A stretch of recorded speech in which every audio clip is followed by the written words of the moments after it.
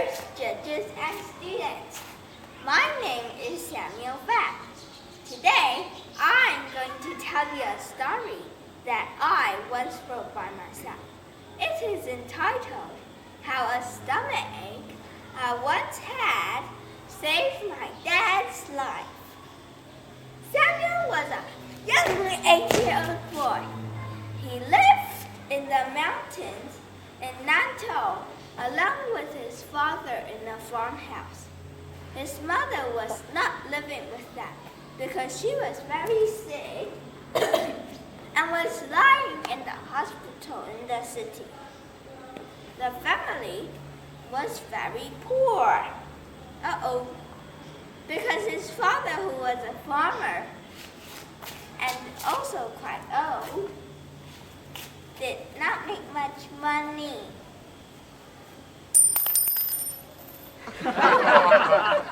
One morning, his father made breakfast for him as usual because his mother was away at hospital.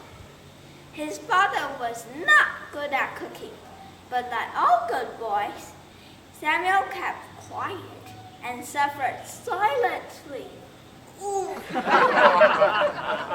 After finishing his breakfast, he walked down the mountain to the village school in the valley below. It was a 30-minute walk, 10, 20, 30 minutes. During his first class at school, which was math, his stomach began hurting. It must have been his father's bad cooking. His teacher, Miss Song, immediately telephoned his father. As soon as his father got the call, like all loving fathers, he jumped into his own broken down truck straight away.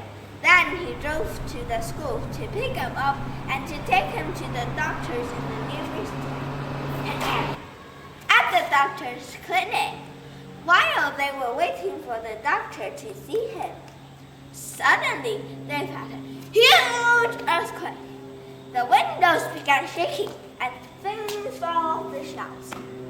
His father did not know what to do, but Samuel did because he had been taught at school.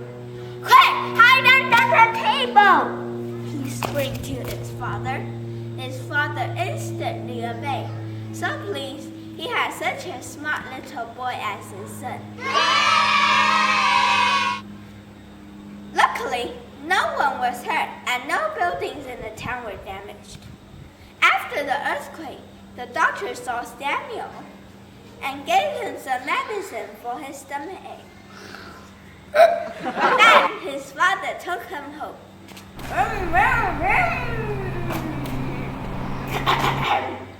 But when they got home, they were so shocked. Their house was no longer there. It had fallen down and was now just a pile of bricks. As they looked around the mess, his father put his arm around Samuel's shoulder and said, "Thank God for your stomachache. It saved my life. If it had not been for your stomachache, I would have remained at home and would now be lying down under that pile of bricks." Samuel turned to his father and said, "No, Dad, it's thank God for your bad cooking.